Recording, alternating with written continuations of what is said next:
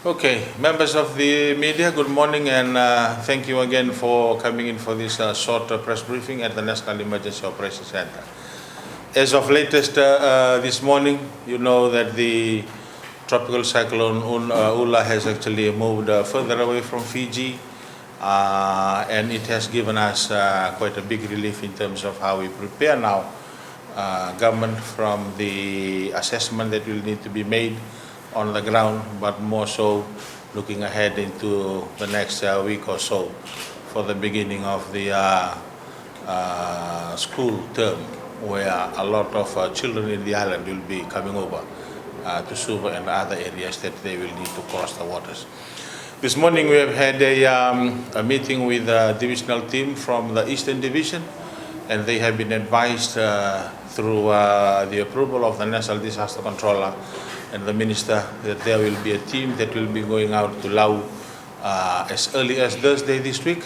One of the government barge, one of the government boat that will take the team down to Lau to make the what we call the detailed sectoral assessment before it comes back and report.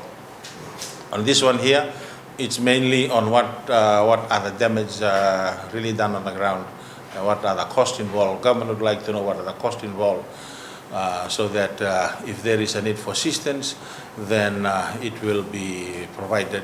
That is after the collation of the report has been done and the National Disaster Management Council has been convened and informed, and they will make the decision.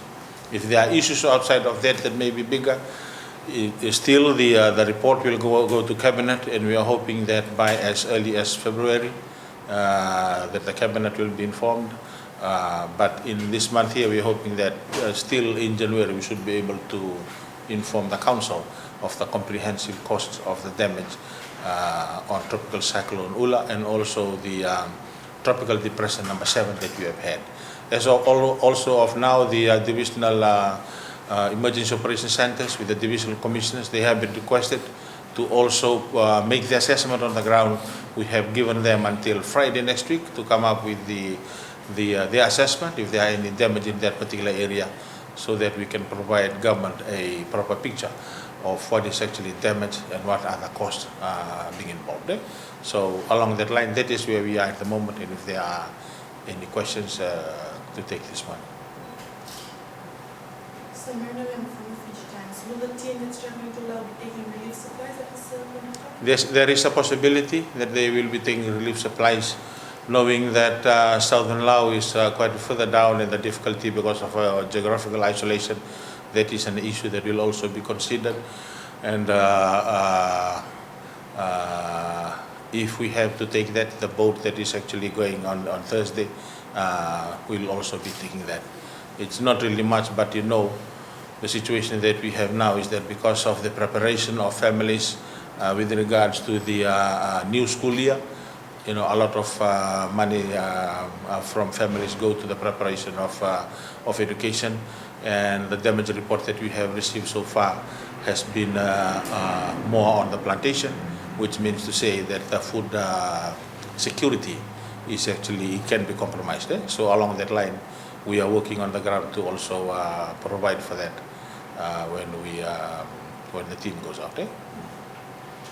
So would you be able to comment if the team will be taking water as well, since the government ships were cutting water during the drought seasons experienced in these areas? Okay, these areas, they are one of the areas that are actually being well covered by rain in the last few days. Yeah, so there has not been issue of water need in the islands. Would you be able to comment on the budget spent on the team traveling to Lau? No, so far we have not been able to confirm that. That can be done later on. How many altogether will be going with the team? Well, the team that we are looking at definitely is not going to be less than 15. Perhaps what we are trying to negotiate or trying to liaise with the Marine Department is if they can give us a bigger boat so that the team can go in with a bigger number. If we have a bigger boat, we are looking at about 50, to send about 50. Because of the scattered areas that they will be going to, we'll need a team, for example, from the Ministry of Agriculture. They will need one in one island. another team of 2 maybe in another island. So that is why the team will be inflated. But we are requesting the Department of Marine if they can assist us on that one and to give us a bigger boat. So when they are expected back? They are expected back sometimes next week.